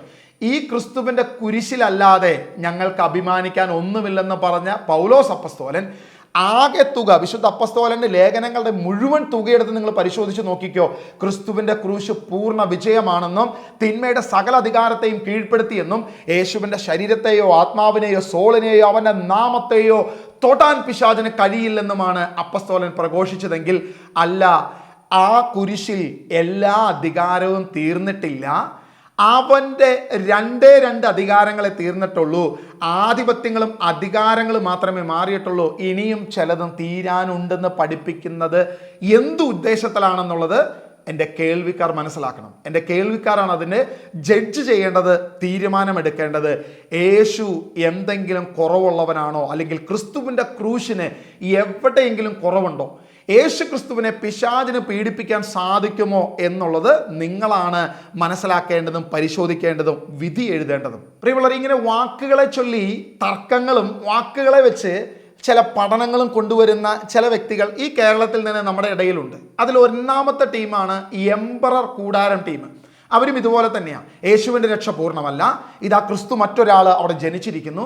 ചില വാക്കുകൾ എടുത്തു വെച്ചുകൊണ്ട്, അതായത് രക്ഷയിലേക്ക് നമ്മൾ കാത്തിരിക്കുന്നു, ചില ടെൻസുകൾ, പ്രസൻറ്റ്, ഫ്യൂച്ചർ, പാസ്റ്റ് ടെൻസുകളൊക്കെ വെച്ച് യേശുവിൻ്റെ രക്ഷയിലേക്ക് നമ്മൾ അടുത്തുകൊണ്ടിരിക്കുന്നു, അവിടേക്ക് ഞങ്ങൾ വരാൻ പോകും, ഇങ്ങനെയുള്ള ചില വാക്കുകൾ വെച്ച് പൗലോസ് അപ്പോസ്തലൻ പറയുന്നുണ്ട് ആ രക്ഷയിലേക്ക് ഞങ്ങൾ എത്തിക്കൊണ്ടിരിക്കുന്നു എന്നുള്ള ചില വാക്കുകളൊക്കെ വെച്ചിട്ട് വളച്ചൊടിച്ചു കൊണ്ടുപോകുന്ന ചില ആളുകളാണ് എംപറർ കൂടാര ടീം.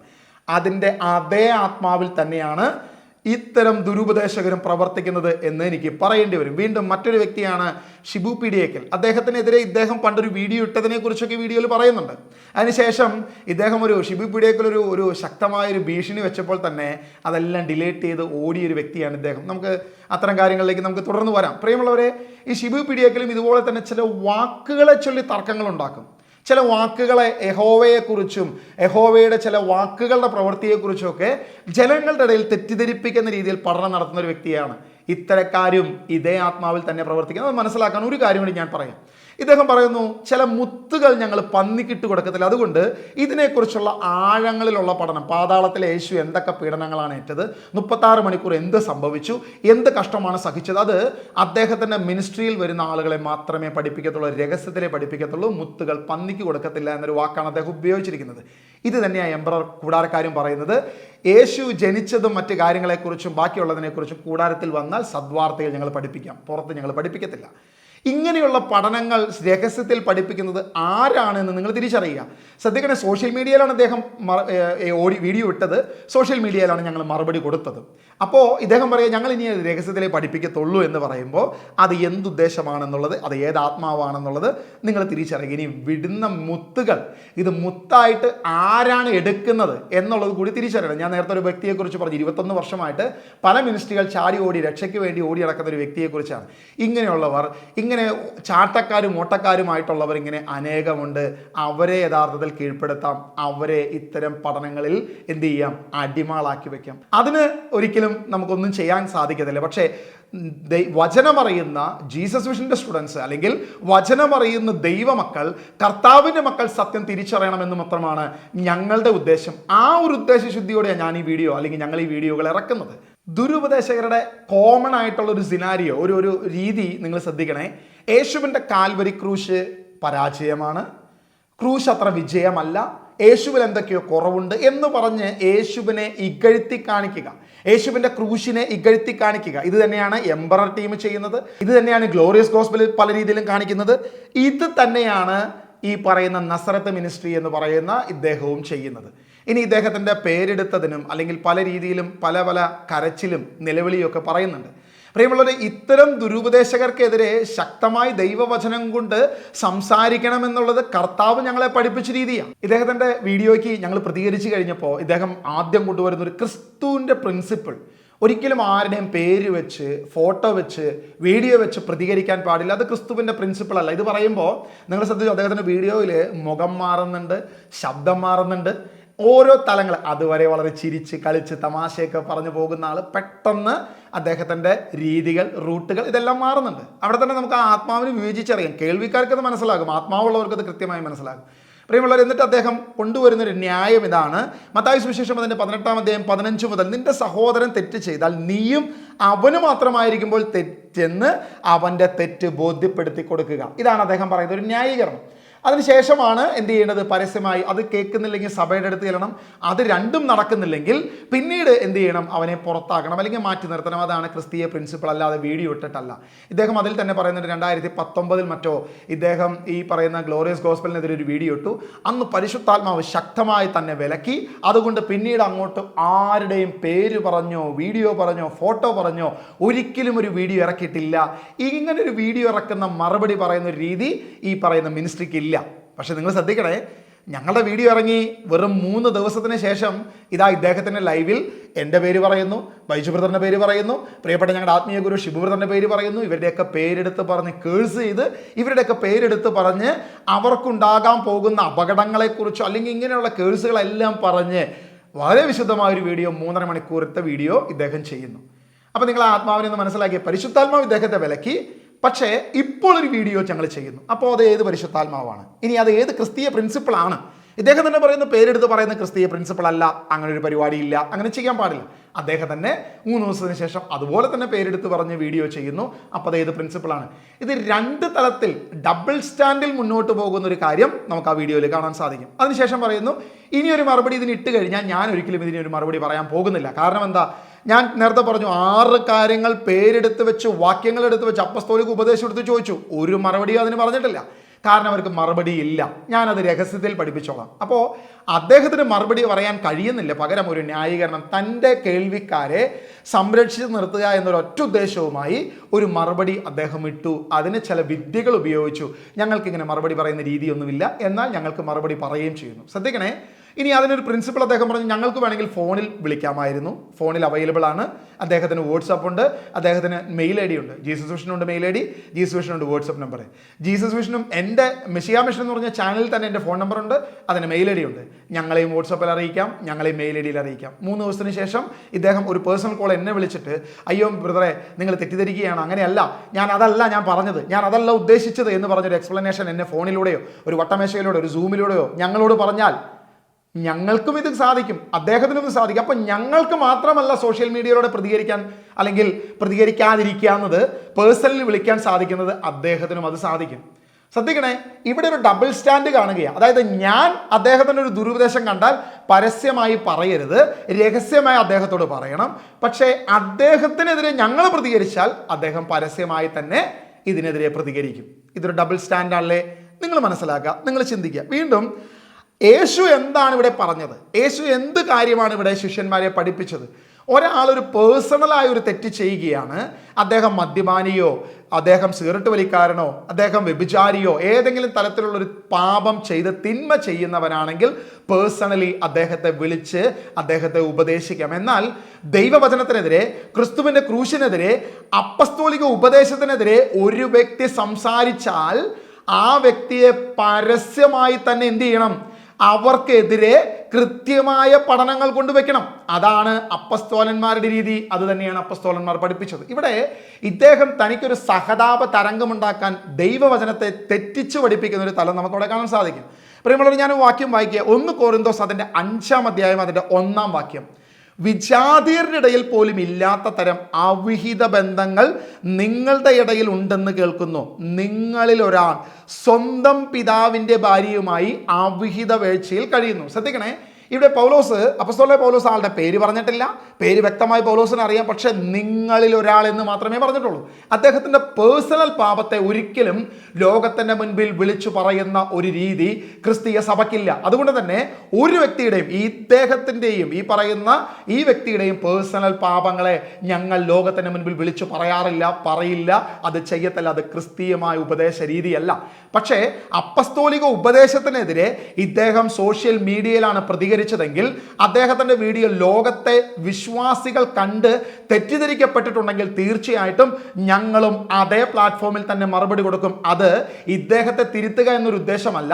പ്രിയമുള്ള എൻ്റെ കേൾവിക്കാരെ, നിങ്ങൾ വഴിതെറ്റി പോകാതിരിക്കാൻ, വിശ്വാസികളെ നിങ്ങൾ തെറ്റിപ്പോകാതിരിക്കാൻ, നിങ്ങൾ കൺഫ്യൂഷനാകാതിരിക്കാൻ, യേശുവിൻ്റെ ക്രൂശ് സകലത്തിനും യോഗ്യമാണ്.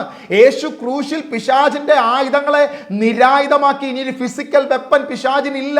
അവനിനി പ്രലോഭനം കൊണ്ട് ലോകത്തെ കീഴടക്കാൻ ശ്രമിക്കുന്നു, മനുഷ്യരെ പാപത്തിലേക്ക് കൊണ്ടുപോകാൻ ശ്രമിക്കുന്നു. അത്തരം രീതികൾ ഇത്തരക്കാരിലൂടെ പ്രവർത്തിക്കുന്നു എന്ന് മാത്രമാണുള്ളത്, അല്ലാതെ ഒരു ആയുധവും അവനില്ല എന്നുള്ളത് നിങ്ങൾ തിരിച്ചറിയും. ഇത് ദൈവവചനത്തിൻ്റെ അടിസ്ഥാനത്തിൽ ഞങ്ങൾ പരസ്യമായി യൂട്യൂബിലൂടെ തന്നെ പ്രതികരിക്കും. അതല്ലാതെ രഹസ്യത്തിൽ ഒരു റൂമിൽ പോയിരുന്ന് ഇദ്ദേഹത്തോട് പേഴ്സണലി ഒരു കപ്പയിറച്ചിയും കഴിച്ചുകൊണ്ടല്ല സംസാരിക്കേണ്ടത്. അതല്ല അപ്പസ്തോലന്മാർ ഞങ്ങളെ പഠിപ്പിച്ചത്. അത് നമ്മൾ മനസ്സിലാക്കണമെങ്കിൽ ഇവിടെ വളരെ വ്യക്തമായിട്ട് നമ്മൾ മനസ്സിലാക്കണം. യോഹന്നാൻ്റെ ലേഖനം, അദ്ദേഹത്തിൻ്റെ 3-ാം ലേഖനം, അതിൻ്റെ 1 അധ്യായം 9 മുതൽ 10 വരെ വാക്യങ്ങൾ നമ്മൾ വായിക്കുമ്പോൾ, ഞാൻ ചില കാര്യങ്ങൾ സഭയ്ക്ക് എഴുതിയിരുന്നു, എന്നാൽ പ്രഥമസ്ഥാനം മോഹിക്കുന്ന ദിയോത്രഫോസ് ഞങ്ങളുടെ അധികാരത്തെ അംഗീകരിക്കുന്നില്ല. അതിനാൽ ഞാൻ വന്നാൽ അവൻ്റെ ചെയ്തികളെപ്പറ്റി അവനെ അനുസ്മരിപ്പിക്കും. അവൻ ഞങ്ങൾക്കെതിരെ ദുഷിച്ചു സംസാരിക്കുന്നു. അതുകൊണ്ടും തൃപ്തനാകാതെ സഹോദരരെ അവൻ നിരസിക്കുന്നു.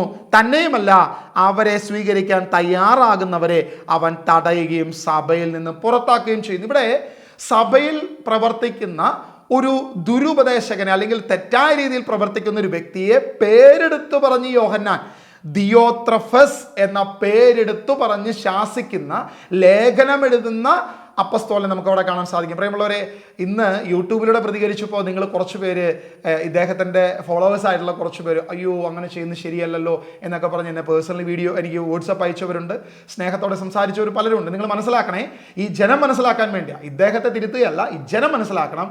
നിങ്ങൾ തിരിച്ചറിയുക, അന്നത്തെ കാലത്ത് യോഹന്നാന് യൂട്യൂബ് ഉണ്ടായിരുന്നെങ്കിൽ, യൂട്യൂബിലൂടെ തന്നെ ക്യാമറയും വീഡിയോയും ഉണ്ടായിരുന്നെങ്കിൽ അദ്ദേഹം അത് ചെയ്തേനെ. പരസ്യമായി ലേഖനങ്ങൾ എഴുതി സഭയ്ക്ക് മുൻപിൽ വെളിപ്പെടുത്തി. ഇന്ന് സഭയാകുന്ന ദൈവത്തിൻ്റെ ആത്മാവുള്ള വിശ്വാസികളോട് ഞങ്ങൾ ഈ യൂട്യൂബിലൂടെ സംസാരിക്കുക. ഞങ്ങൾ അതേ രീതിയിൽ തന്നെ അപ്പസ്തോലന്മാർ എന്ത് മാർഗം ഞങ്ങളെ കാണിച്ചു തന്നോ അതേ രീതി തന്നെ ഞങ്ങൾ ഫോളോ ചെയ്യുക. എന്നാൽ പേഴ്സണൽ കാര്യങ്ങളല്ല ഞങ്ങൾ പുറത്തു വച്ചത്.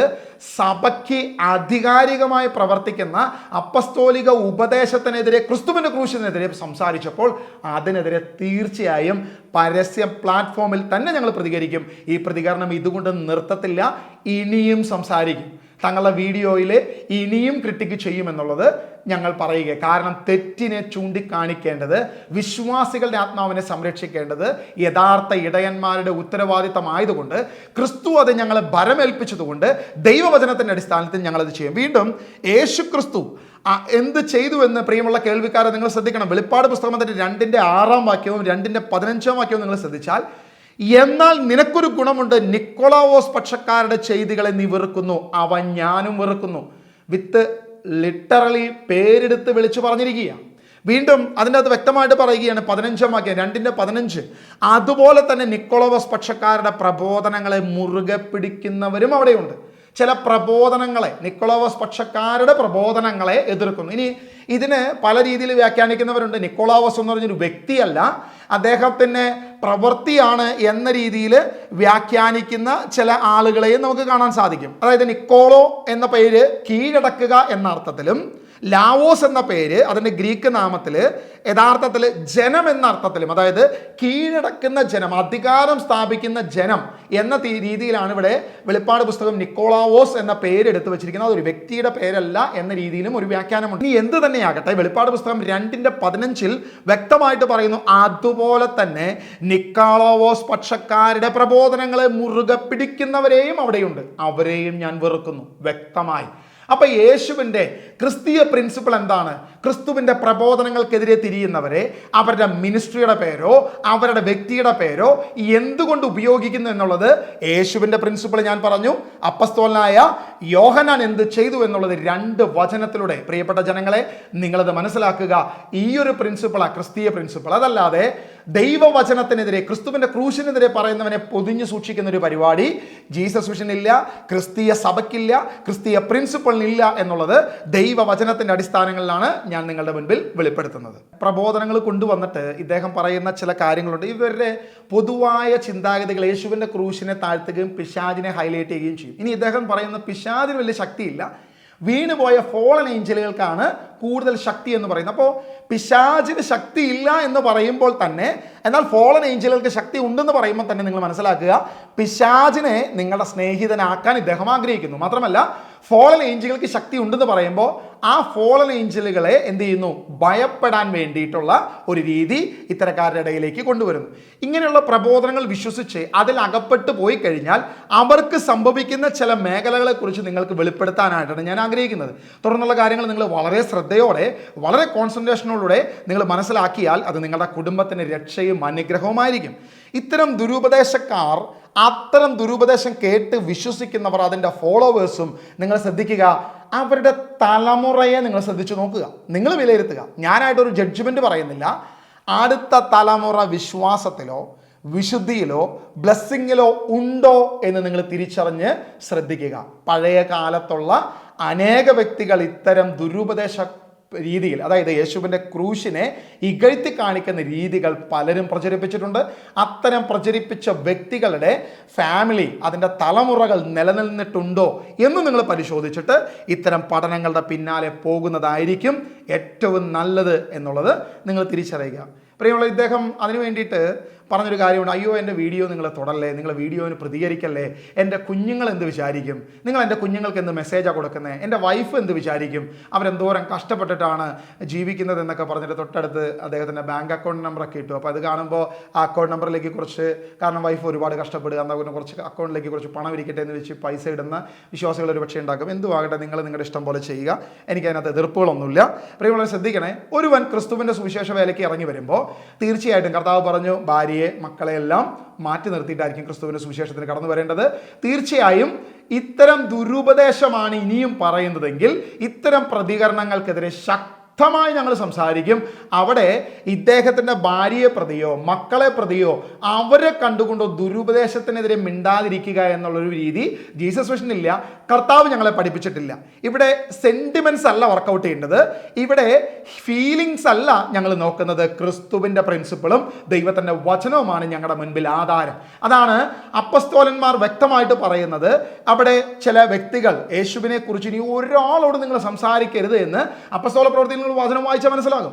യേശുവിനെ കുറിച്ച് ഇനി നിങ്ങൾ ഒന്നും മിണ്ടരുതെന്ന് പറയുമ്പോൾ മനുഷ്യരെക്കാൾ അധികം ദൈവത്തെയാണ് ഞങ്ങൾ നോക്കുന്നതെന്ന് പറഞ്ഞ അപ്പസ്തോലനായ പത്രോസിൻ്റെ വാക്കുകളാണ് നിങ്ങൾക്ക് തരാനുള്ളത്. പ്രിയമുള്ളവരെ, ഇദ്ദേഹത്തിൻ്റെ ഫാമിലിയെയോ കുടുംബത്തെയോ അവരുടെ വികാരത്തെയോ അല്ല ഞങ്ങൾ മനസ്സിലാക്കുന്നത്. പറയുന്ന ദുരുപദേശത്തിനെതിരെ ക്രിസ്തുവിൻ്റെ പ്രിൻസിപ്പിളിൽ ഞങ്ങൾ സംസാരിക്കും. നോ കോംപ്രമൈസ് ചെയ്ത് മുന്നോട്ട് പോകുന്ന ഒരു വികാരപരതയല്ല ഞങ്ങൾ, വികാരത്തിൽ അടിമയല്ല ഞങ്ങൾ, പകരം ക്രിസ്തുവിൻ്റെ ആത്മാവിലാണ് ഞങ്ങൾ മുന്നോട്ട് പോകുന്നത്. പ്രതികരിക്കുക തന്നെ ചെയ്യുമെന്ന് ഞങ്ങൾ വ്യക്തമായിട്ട് പറയുന്നു. ഇനിയുള്ള കാര്യങ്ങൾ നിങ്ങൾ വളരെയധികം ശ്രദ്ധിക്കണം. കാരണം ഈ ദുരുപദേശത്തിൻ്റെ ഏറ്റവും കാതലായ രീതികൾ ഞങ്ങൾ നിങ്ങളുടെ മുൻപിൽ വെളിപ്പെടുത്താൻ പോവുകയാണ്. നിങ്ങൾ ശ്രദ്ധിക്കണേ, ഇങ്ങനെ യേശുവിൻ്റെ ക്രൂശിനെ ഇകഴ്ത്തി കാണിക്കുമ്പോൾ ഉൽപ്പത്തി പുസ്തകം, വിശുദ്ധ വേദപുസ്തകത്തിൽ ക്രിസ്തുവിനെ കുറിച്ചുള്ള ഏറ്റവും ഫസ്റ്റ് പ്രവചനത്തെക്കുറിച്ച്, യേശുവിലൂടെയുള്ള രക്ഷയെക്കുറിച്ചുള്ള ആദ്യത്തെ പ്രവചനമായി നമ്മൾ വായിക്കുന്ന ഉൽപ്പത്തി അതിൻ്റെ 3-ാം അധ്യായം അതിൻ്റെ 15-ാം വാക്യം വളരെ ശ്രദ്ധയോടെ നിങ്ങൾ വായിക്കണം. അത് വായിക്കുമ്പോൾ ഇത്തരം ദുരുപദേശക്കാരുടെ ഏറ്റവും വലിയ പ്രവൃത്തിയെ നിങ്ങൾക്ക് മനസ്സിലാക്കാൻ സാധിക്കും. ഞാൻ നിങ്ങൾക്ക് വേണ്ടി അത് വായിച്ച് അതിനെക്കുറിച്ച് ചില വാക്യങ്ങൾ പറഞ്ഞ് മുന്നോട്ട് പോകാൻ ആഗ്രഹിക്കുന്നത്. 3:15 നമ്മൾ വായിക്കുമ്പോൾ, നീയും സ്ത്രീയും തമ്മിലും നിന്റെ സന്തതിയും അവളുടെ സന്തതിയും തമ്മിലും ഞാൻ ശത്രുത ഉളവാക്കും, അവൻ നിന്റെ തല തകർക്കും, നീ അവൻ്റെ കുതുകാലിൽ പരിക്കേൽപ്പിക്കും. ശ്രദ്ധിക്കണേ, യേശു ക്രിസ്തു പിശാചിൻ്റെ തലയെ തകർക്കുമെന്നാണ് പറഞ്ഞിരിക്കുന്നത്. സ്ത്രീയുടെ സന്തതിയായി ഈ ഭൂമിയിൽ ജനിക്കുന്ന ക്രിസ്തുവേശു ആ പിശാചിന്റെ തലയെ തകർക്കും, അവന്റെ സകല ഡിപ്പാർട്ട്മെന്റുകളെയും എവരി ഹെഡ് തകർത്ത് കളയുമെന്നാണ് യേശു ക്രിസ്തുവിന്റെ പ്രബോധനം കിടക്കുന്നത്. അപ്പോൾ ഇദ്ദേഹം പറയുകയാണ്, നോ, തകർന്നിട്ടില്ല, ഇനിയും താഴെ വീണ്ടും പിശാച് യേശുവിനെ പീഡിപ്പിച്ചു എന്ന് പറയുമ്പോൾ നിങ്ങൾ ശ്രദ്ധിക്കണം, ആ പഠനം എത്രത്തോളം അപകടമാണ്, എത്രത്തോളം പൈശാചികമാണ്, എത്രത്തോളം ദുരുപദേശമാണ് എന്ന് നിങ്ങൾ തിരിച്ചറിയണം. വീണ്ടും നിങ്ങൾ ശ്രദ്ധിക്കണേ, അവൻ്റെ തലയെ തകർക്കുമെന്നാണ് പറഞ്ഞത്. ക്രിസ്തു ഈ സഭയുടെ ശിരസ്സാകുന്ന തല ക്രിസ്തുവാണെന്ന് പറഞ്ഞ് ഉപമിച്ചിരിക്കുന്ന ദൈവവചനം നിങ്ങൾക്കറിയാം. ആ യേശു തലയെ ഉപമിക്കുമ്പോഴും കാലിനെ ഉപമിക്കുമ്പോഴും എന്താ മനസ്സിലാക്കേണ്ടത്? അവൻ്റെ പൂർണ്ണാധികാരം, പിശാചിന്റെ സകല സന്നാഹങ്ങളെയും അവന്റെ സർവ്വധികാരങ്ങളെയും ക്രൂശിൽ നിരായുധമാക്കി. അവനിനി ആയുധമില്ല എന്ന് പറയുമ്പോൾ ആധിപത്യങ്ങളെ, അധികാരങ്ങളെ, എവരി ഹെഡ്, എല്ലാ തലകളെയും അവൻ തകർത്തു. പിശാചിന്റെ തല തകർത്ത് ഇന്ന് ക്രിസ്തു തലയായി നിൽക്കുന്നു എന്നൊക്കെ കൃത്യമായി ദൈവവചനം നമ്മളെ പഠിപ്പിക്കുമ്പോൾ ഇദ്ദേഹത്തിൻ്റെ ഓരോ ടോക്കും നിങ്ങൾ ശ്രദ്ധിച്ചോ, ഓരോ വീഡിയോയും എടുത്ത് ശ്രദ്ധിച്ചോ, ആത്മാവുള്ളവന് തിരിച്ചറിയാം യേശുവിൻ്റെ ക്രൂശിനെ ഏതെങ്കിലും തലത്തിൽ താഴ്ത്തി ഇകഴ്ത്തി താഴോട്ട് കൊണ്ടുപോകുന്ന ഒരു പഠനമാണ് ഇദ്ദേഹം ചെയ്യുന്നത്. പല പഠനങ്ങളിലും ഞാനത് ശ്രദ്ധിച്ചു. ഇദ്ദേഹത്തിൻ്റെ വീഡിയോയിലെ പല വീഡിയോസിലും ഞാനത് ശ്രദ്ധിച്ചുകൊണ്ട് തന്നെ, അതായത് പിശാച് വീണ്ടും ഫിസിക്കൽ വെപ്പൺ ഉണ്ടാക്കി, അപ്പോൾ അവൻ നിരായുധമാക്കിയത്, അവൻ പരാജയപ്പെടുത്തി, വീണ്ടും പിശാച് വിജയിച്ചു, യേശു പരാജയപ്പെട്ടു എന്ന് പറയാതെ പറയുക. കേൾവിക്കാർക്ക്, ആത്മാവുള്ളവർക്ക്, ദൈവവചനം അറിയാവുന്നവർക്ക് അത് മനസ്സിലാക്കും. ഞാനിപ്പോൾ ഒരു കൃത്യമായ ഒരു കാര്യം പറയുകയാണ്. ദൈവത്തെ, യേശുവിനെ ഇകഴ്ത്തി കാണിക്കുന്ന, യേശുവിൻ്റെ ക്രൂശിനെ ഇകഴ്ത്തി കാണിക്കുന്ന ഏതെങ്കിലും വ്യക്തികൾ ഈ പറയുന്ന രീതിയിൽ പ്രവർത്തിക്കുകയോ പഠിപ്പിക്കുകയോ ചെയ്യുന്നുണ്ടെങ്കിൽ ഞാൻ പറയും, നിങ്ങൾ ഇനി ജീസസ് വിഷനിൽ ഫോളോ ചെയ്യരുത്. രണ്ട് വഞ്ചിയിൽ കാല് ചവിട്ടി നിങ്ങൾക്ക് മുന്നോട്ട് പോകാൻ പറ്റത്തില്ല. കാരണം യേശുവിനെ ഇകഴ്ത്തി കാണിക്കുന്നവർ, നിങ്ങൾ പൊയ്ക്കോ, നിങ്ങൾക്ക് ഏറ്റവും നല്ല സ്ഥലം ഈ പറയുന്ന നസറത്ത് മിനിസ്ട്രി തന്നെയാണ്. മറ്റൊരു മിനിസ്ട്രി എനിക്കറിയത്തില്ല, എനിക്ക് പറയാൻ പറ്റുന്നത് തന്നെയാണ്. ഇദ്ദേഹം പറയുന്നുണ്ട് നസറത്ത് മിനിസ്ട്രിയുള്ള എല്ലാവരും ജീസസ് വിഷനിലേക്ക് വരണം. പ്രിയമുള്ളവരെ, ഞാൻ ഒരൊറ്റ റിക്വസ്റ്റാണ് പറയുന്നത്. ആരെങ്കിലും യേശുവിൻ്റെ ക്രൂശ് പരാജയമാണെന്ന് വിശ്വസിച്ചുകൊണ്ട് ആ ക്രൂശിന് ഇനിയും പാതാളത്തിൽ പോയി പിശാച് അവനെ പീഡിപ്പിച്ചു എന്ന് വിശ്വസിച്ചുകൊണ്ട് ദൈവത്തെ ഓർത്ത് നസറത്ത് മിനിസ്ട്രിയുള്ള ആരെങ്കിലും ജീസസ് മിഷനിൽ വന്നാൽ നിങ്ങൾക്ക് ഇവിടെ പഠിപ്പിക്കുന്നത് നിങ്ങൾക്ക് സ്വീകരിക്കാനോ മനസ്സിലാക്കാനോ സാധിക്കത്തില്ല. കാരണം നിങ്ങൾ ഫോളോ ചെയ്യുന്നത് ഈ ജിയോ എന്ന് പറയുന്ന വ്യക്തിയുടെ സ്പിരിറ്റിനെയാണ്. അതാണ് നിങ്ങൾ ട്രാൻസ്ഫർ ആയിരിക്കുന്നത്. അതിനെ ഉപേക്ഷിക്കാൻ താല്പര്യമുണ്ടെങ്കിൽ, യേശുവിൻ്റെ ക്രൂശ് വിജയമാണെന്ന് പ്രഖ്യാപിക്കാൻ താല്പര്യമുണ്ടെങ്കിൽ വെൽക്കം, നിങ്ങൾക്ക് വരാം.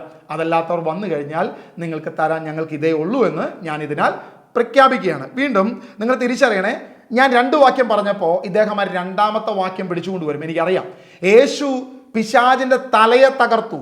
യേശു ക്രിസ്തു, സ്ത്രീയിൽ നിന്ന് ഈ ഭൂമിയിൽ ജനിച്ച യേശു ക്രിസ്തു പിശാചിൻ്റെ തലയെ തകർക്കുന്നു എന്ന് ഉൽപ്പത്തി 3:15 വെച്ച് പറയുമ്പോൾ അതിൻ്റെ സെക്കൻഡ് പാർട്ട് എടുത്തുകൊണ്ട് വരുമെന്ന് എനിക്കറിയാം.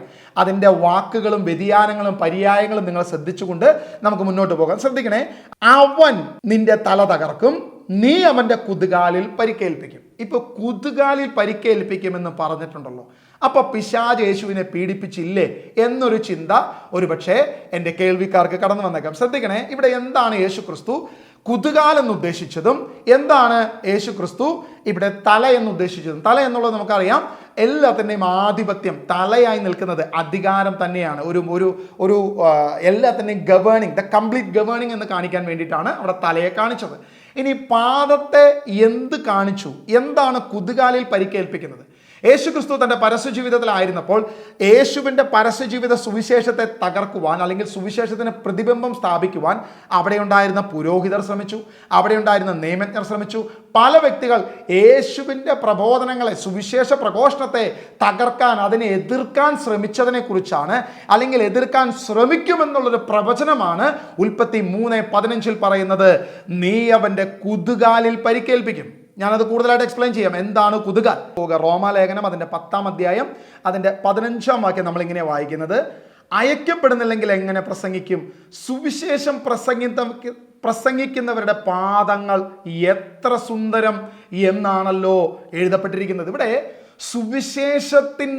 ആ സുവിശേഷം പ്രഘോഷിക്കുന്നവരുടെ പാദങ്ങളെ കുറിച്ച് പറയുകയാണ്. ആ പാദത്തിൽ ഏൽക്കുന്ന ചില പരിക്കുകളെ കുറിച്ചൊക്കെ പറയുക. വീണ്ടും ഇത് അപ്പസ്തോലൻ പറയുന്നത് യഥാർത്ഥത്തിൽ യേശയ്യ പ്രവചനം അതിൻ്റെ 52:7 പറയുന്നത്. 52:7 ഇങ്ങനെ വായിക്കുന്നത്, സദ്വാർത്ത അറിയിക്കുകയും സമാധാനം വിളംബരം ചെയ്യുകയും രക്ഷയുടെ സന്തോഷം പ്രഘോഷിക്കുകയും സിയോനോട് നിന്റെ ദൈവം ഭരിക്കുന്നുവെന്ന് പറയുകയും ചെയ്യുന്നവൻ്റെ പാദം മലമുകളിൽ എത്ര മനോഹരമാണ്. അതായത് ആ പാദങ്ങൾ സുവിശേഷത്തിന് വേണ്ടി അനേക കഷ്ടതകൾ അനുഭവിക്കും, അനേക വേദനകൾ അനുഭവിക്കും. വർഷങ്ങളോളം, ചിലപ്പോൾ അനേക കിലോമീറ്ററുകളോളം നടന്ന് കാലിൽ തയമ്പും മുറിവുകളും കഷ്ടതയും ദുരിതവും വേദനയും എല്ലാം ഉണ്ടാകും. അവൻ്റെ സുവിശേഷ വേലയുടെ യാത്രയെക്കുറിച്ചാണ്. അവൻ്റെ വേദനകളെക്കുറിച്ച്, ദുഃഖങ്ങളെക്കുറിച്ച്, പ്രതിസന്ധികളെക്കുറിച്ച്, ആ കാലിൻ്റെ മുറിവുകളെക്കുറിച്ച് ഇവിടെ യേശയ്യ പ്രവചിച്ചു വെച്ചിരിക്കുക. യേശയ്യ വ്യക്തമായിട്ട് പറയുകയാണ്, സുവിശേഷത്തിൻ്റെ വേലയിൽ നിങ്ങൾക്ക് തടസ്സങ്ങൾ ഉണ്ടാകും. സുവിശേഷത്തിൻ്റെ വേദയിൽ നിങ്ങളുടെ പാദരക്ഷകളിൽ ചില അപകടങ്ങൾ, ചില പ്രതിസന്ധികൾ, ചില മുറിവുകൾ ഉണ്ടാകും. പക്ഷെ നിങ്ങളുടെ പാദങ്ങൾ സ്വർഗത്തിൽ അത് മനോഹരമായിരിക്കും. കാരണം ക്രിസ്തുവിൻ്റെ ക്രൂശിനെയാണ് നിങ്ങൾ പ്രഘോഷിച്ചത്. അതാ അപ്പസ്തോലൻ റോമാലേഖനം അതിൻ്റെ 10:15 വ്യക്തമായിട്ട് പറയുന്നത്. ആ പാദങ്ങൾ എത്ര മനോഹരം! ശ്രദ്ധിക്കണം, ഇത് തന്നെയാണ് 3:15 ഉൽപ്പത്തി 3:15 യേശു വ്യക്തമായിട്ട് പറയുന്നത്. ദൈവത്തിൻ്റെ ആത്മാവ് വ്യക്തമായിട്ട് പറയുന്നത്, യേശുവിൻ്റെ കുതുകാലിൽ അവൻ പരിക്കേൽപ്പിക്കും. ആര്? നിയമജ്ഞരും ഫരിസേയരും യേശുവിൻ്റെ ശുശ്രൂഷയെ തടയാൻ ശ്രമിക്കും, സുവിശേഷ വേലയെ തടയാൻ ശ്രമിക്കും, സുവിശേഷ വേലയെ ബ്രേക്ക് ചെയ്യാൻ ശ്രമിക്കും, തടയും അവൻ. അതിനെക്കുറിച്ചാണ് പറയുന്നത്. അതല്ലാതെ യേശുവിനെ തൊടാൻ പിശാചിന് കഴിയത്തില്ല, യേശുവിനെ പീഡിപ്പിക്കാൻ പിശാചിന് കഴിയത്തില്ല. പാതാളത്തിൽ കൊണ്ടുപോയി യേശുവിൻ്റെ ശരീരത്തെയോ ആത്മാവിനെയോ നാമത്തെയോ ഒന്നിനെയും തൊടാൻ, അവൻ്റെ സോളിനെയോ തൊടാൻ കഴിയത്തില്ല എന്ന് തന്നെയാണ് അപ്പസ്തോലന്മാരും വിശുദ്ധ വേദപുസ്തകവും നമ്മുടെ മുൻപിൽ കടന്നു വന്ന് നമ്മളോട് പഠിപ്പിച്ചിരിക്കുന്നത്. ഇതല്ലാതെ മറ്റൊരു പ്രിൻസിപ്പിൾ നമ്മുടെ മുൻപിൽ തന്നിട്ടില്ല. പ്രിയപ്പെട്ട ദൈവജനമേ, വളരെയധികം ശ്രദ്ധിക്കേണ്ട ഒരു വിഷയമുണ്ട്. ഈ ഒരു പഠിപ്പിക്കലിൻ്റെ പിന്നിൽ എന്ത് തിന്മയാണ് ഒളിഞ്ഞു കിടക്കുന്നത് എന്നുള്ളത് വളരെയധികം ശ്രദ്ധിക്കേണ്ട ഏറ്റവും പ്രധാനപ്പെട്ട മേഖല നമ്മൾ മനസ്സിലാക്കേണ്ടത്. നമുക്കറിയാം, ഹെബ്രായ ലേഖനത്തിൻ്റെ തിയോളജിക്കൽ മേഖലകളും അതല്ലെങ്കിൽ വിശുദ്ധ വേദപുസ്തകം അപ്പാടെ പറയുന്ന ഒരു കാര്യമുണ്ട്. അത് ആദ്യ പുസ്തകമായ ഉൽപ്പത്തി മുതൽ ഇങ്ങോട്ട് താഴോട്ട് വരുമ്പോൾ ലേവ്യ പുസ്തകത്തിലൊക്കെ വളരെ ഡീറ്റെയിൽ ആയിട്ട് ബലിയെക്കുറിച്ചും അത് ഏത് ബലി, പഴയ ബലി, പുതിയ ബലിയൊക്കെ ആയിട്ട് കണക്ട് ചെയ്ത് ഹെബ്രായ ലേഖകനൊക്കെ പറയുന്ന അനേകം തിയോളജിക്കൽ കാര്യങ്ങളുണ്ട്. ഇവിടെ ശ്രദ്ധിക്കണേ, യേശു ക്രിസ്തുവിനെ ഭൂമിയിലോ ക്രൂശിൽ വെച്ചോ അതല്ല പാതാളത്തിൽ വെച്ചോ പിശാച് പീഡിപ്പിച്ചു. അവൻ്റെ ശരീരത്തെയോ ദേഹത്തെയോ എന്തിനെയെങ്കിലും പിശാച് പീഡിപ്പിച്ചു എന്നൊരു ചിന്ത കടന്നു വരുന്നത് എവിടേക്കാണെന്നുള്ളത് നിങ്ങൾ തിരിച്ചറിയണം. നമുക്കറിയാം, ക്രിസ്തു ബലിയാടാണ്, യേശു ക്രിസ്തു കുഞ്ഞാട്, ബലിയാടാണ്, ബലിവസ്തുവാണ് എന്നുള്ളത് വ്യക്തമായിട്ട് മനസ്സിലാക്കുക. എന്നാൽ അതിൻ്റെ ഒപ്പം നിങ്ങൾ തിരിച്ചറിയേണ്ടത്, ഈ ബലി ക്രൂശിൽ അർപ്പിച്ചത് ആരാണ് എന്ന ചോദ്യത്തിന് ഉത്തരമാണ് നമ്മൾ കണ്ടെത്തേണ്ടത്. പിശാചാണ് യേശുവിനെ പീഡിപ്പിച്ചതെങ്കിൽ, പിശാചാണ് ക്രൂശിൽ വെച്ച് പീഡിപ്പിച്ചതെങ്കിൽ, പിശാച് വീണ്ടും പാതാളത്തിൽ കൊണ്ടുപോയി പീഡിപ്പിച്ചു. അത് ശരീരമോ സോളോ എന്തു തന്നെയാകട്ടെ പീഡിപ്പിച്ചുവെങ്കിൽ ഈ ബലി അർപ്പകൻ ആരാണ് എന്നുള്ളതാണ് നിങ്ങൾ തിരിച്ചറിയേണ്ടത്. ഞാൻ പറഞ്ഞു, ബലിവസ്തു കുഞ്ഞാടായ ക്രിസ്തുവാണെങ്കിൽ അവിടെ ഒരു ബലി അർപ്പകനുണ്ട്, ഒരു പ്രധാന പുരോഹിതൻ, ഒരു ബലി അർപ്പകനുണ്ട്. അപ്പൊ ബലി അർപ്പകൻ ആരാണ്? ഈ ബലി അർപ്പിക്കേണ്ടത് ആരാണ്? ആരാണ് ബലി അർപ്പിച്ചത്? ഇദ്ദേഹം പറയുന്ന തിയോളജിയിൽ, ഇദ്ദേഹം പറയുന്ന ഈ ഒരു ദുരുപദേശത്തിൽ ആരാണ് യേശുവിനെ ക്രൂശിച്ചു എന്ന് പറയുന്നത് അല്ലെങ്കിൽ പീഡിപ്പിച്ചു എന്ന് പറയുന്നത്? ആ പീഡിപ്പിച്ചവർ ബലിയർപ്പിച്ചു എന്ന തലത്തിൽ കടന്നു വരും. അത് വലിയ അപകടത്തിലേക്ക്, അതായത് ആരാണ് ബലിയർപ്പിക്കുന്നത് എന്ന ചോദ്യത്തിന് ആത്മാവുള്ളവർ ഉത്തരം കണ്ടുപിടിക്കട്ടെ. ദൈവത്തിൻ്റെ ആത്മാവുള്ളവർ അതിൻ്റെ ഉത്തരം കണ്ടുപിടിക്കട്ടെ. അത് പാതാളത്തിലായിക്കൊള്ളട്ടെ, ഭൂമിയിലായിക്കൊള്ളട്ടെ, യേശു ക്രിസ്തുവിനെ ബലിയർപ്പിച്ചത് ആരാണ് എന്ന ചോദ്യത്തിന് പരിശുദ്ധാത്മാവ് നിങ്ങൾക്ക് ഉത്തരം തരുമ്പോൾ, ഞാൻ പറഞ്ഞു, യേശു ബലിവസ്തുവും അതുപോലെ തന്നെ ബലിയർപ്പകനുമാണോ എന്നുള്ളത് തിയോളജിയിൽ നിങ്ങൾ ചോദിച്ചു നോക്കുക, നിങ്ങൾ പഠിച്ചു നോക്കുക, പരിശോധിച്ച് നോക്കുക. ഹെബ്രായ ലേഖനം നമ്മൾ പരിശോധിക്കുമ്പോൾ അവൻ തന്നെ ബലിവസ്തുവും അവൻ തന്നെ പ്രധാന പുരോഹിതനായി ബലിയർപ്പിക്കുന്നവനുമാണെന്ന് അപ്പോസ്തലൻ പഠിപ്പിക്കുന്നുണ്ടെങ്കിൽ നിങ്ങളത് പരിശോധിക്കുക, നിങ്ങളതിൻ്റെ തിയോളജി വശങ്ങൾ മനസ്സിലാക്കുക, അതിൻ്റെ സത്യം നിങ്ങൾ തിരിച്ചറിയുക. പിശാച് യേശുവിനെ ക്രൂശിച്ചു എന്ന് പറയുമ്പോൾ ആരാണ് ബലി അർപ്പിച്ചത് എന്ന ചോദ്യത്തിന് നിങ്ങളുടെ ആത്മാവ് നിങ്ങൾക്ക് ഉത്തരം തരട്ടെ. പരിശുദ്ധാത്മാവ് നിങ്ങളെ സഹായിക്കണം. കാരണം ഏറ്റവും സൂക്ഷിക്കേണ്ട ഒരു മേഖലയാണ്, ദുരുപദേശത്തിൻ്റെ ഏറ്റവും പ്രധാനപ്പെട്ട ഒളിഞ്ഞു കിടക്കുന്ന ഒരു മേഖലയാണ് ഇതെന്നുള്ളത് നിങ്ങൾ ശ്രദ്ധിക്കണം, നിങ്ങൾ മനസ്സിലാക്കണം. ദൈവാത്മാവ് അതിന് നിങ്ങളെ ഹെൽപ്പ് ചെയ്യും. അതുകൊണ്ട് പ്രിയമുള്ളവരെ ശ്രദ്ധിക്കണേ, കർത്താവ് എന്ത് പഠിപ്പിച്ചോ ആ പ്രബോധനത്തിൽ മുന്നോട്ട് പോവുകയാണ് നമുക്ക് വിശുദ്ധം. അതിൽ നിന്നും യേശുവിൻ്റെ ക്രൂശിനെ ഇകഴ്ത്തി ആര് പ്രസംഗിക്കുന്നുവോ, ആര് പറയുന്നുവോ അവർക്ക് ലഭിക്കാൻ പോകുന്ന പ്രതിസന്ധി എന്താണെന്നുള്ളത് നിങ്ങൾ തിരിച്ചറിയണം. ഇനി ഇദ്ദേഹത്തിൻ്റെ ചില ഗുണ്ട രീതിയിലുള്ള ചില ആരോപണങ്ങളെ നിങ്ങളൊന്ന് ശ്രദ്ധിക്കണം. അതായത് ഈ കമൻറ്റ് അല്ലെങ്കിൽ ഈ വീഡിയോ ആദ്യമായിട്ട് ഞാനാണ് ഷിബൂർദനെ കൊണ്ട് കാണിച്ചു കൊടുക്കുന്നത്, ഞാനാണിത് പോസ്റ്റ് ചെയ്യുന്നത്. അപ്പം ഞാൻ ചെയ്തത് ഏറ്റവും വലിയ പാതകമാണ്, അതുകൊണ്ട് എൻ്റെയും എൻ്റെ കുടുംബത്തിനും ശാപമേൽക്കും. ഇതാണ് അദ്ദേഹത്തിൻ്റെ ആദ്യത്തെ കമൻറ്റ്.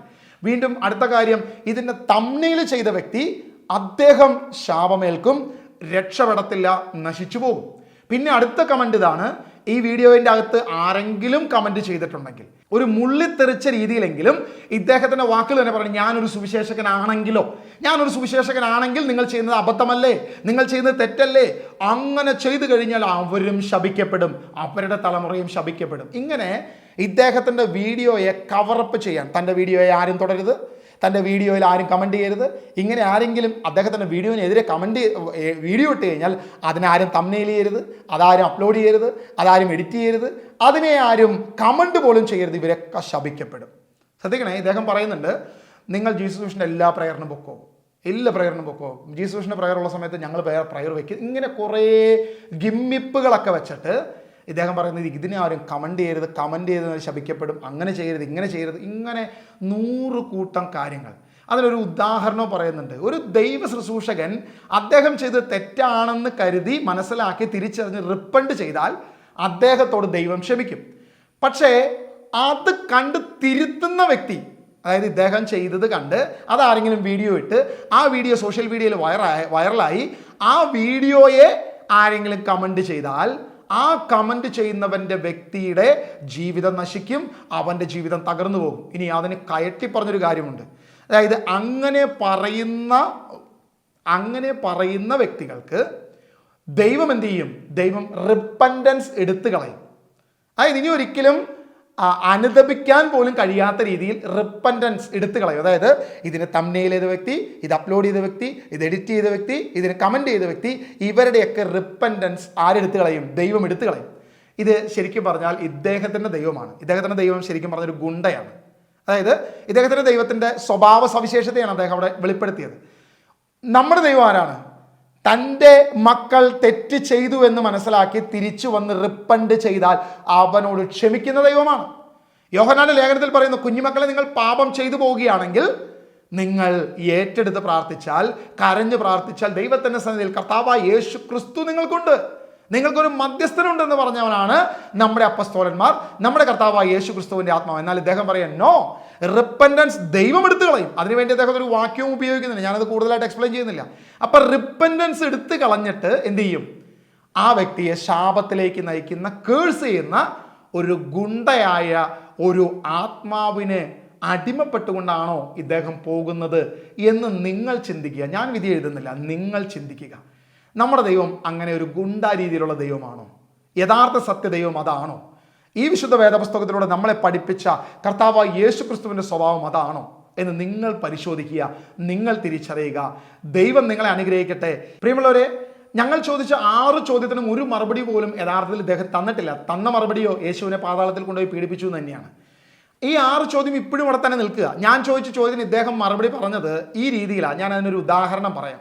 അതായത് ഒരാളോട് പറയണം, നിങ്ങൾ തെങ്ങിനെക്കുറിച്ച്, കേരവൃക്ഷത്തെക്കുറിച്ച് ഒരു 10 വാക്ക് പറയാൻ പറഞ്ഞു കഴിഞ്ഞാൽ ഇയാൾ പറയുന്നത് ഇങ്ങനെയാണ്: ഞാൻ ഒരു തെങ്ങ് കണ്ടു, ആ തെങ്ങ് നല്ല തെങ്ങായിരുന്നു, ആ തെങ്ങിൽ നല്ല കായ്ഫലം ഉണ്ടായിരുന്നു, ആ തെങ്ങിൻ്റെ താഴെ ഒരു പശുവിനെ കെട്ടിയിരുന്നു, പശു പാല് തരുന്നവനാണ്, പശുവിൻ്റെ പാല് വെച്ച് നമുക്ക് ഐസ്ക്രീം ഉണ്ടാക്കാം, പശുവിൻ്റെ പാല് വെച്ച് പേട ഉണ്ടാക്കാം, ആ പേട നല്ലതാണ്, ആ പേട ആരോഗ്യത്തിന് നല്ലതാണ്, പാല് കൊണ്ട് തൈര് ഉണ്ടാക്കാം, തൈര് കൊണ്ട് മറ്റു പലതും ഉണ്ടാക്കാം എന്നൊക്കെ പറഞ്ഞിങ്ങനെ പോകുന്നു. അതായത് ഞാൻ പറഞ്ഞത് തെങ്ങിനെ കുറിച്ച് പറയാനാണ്.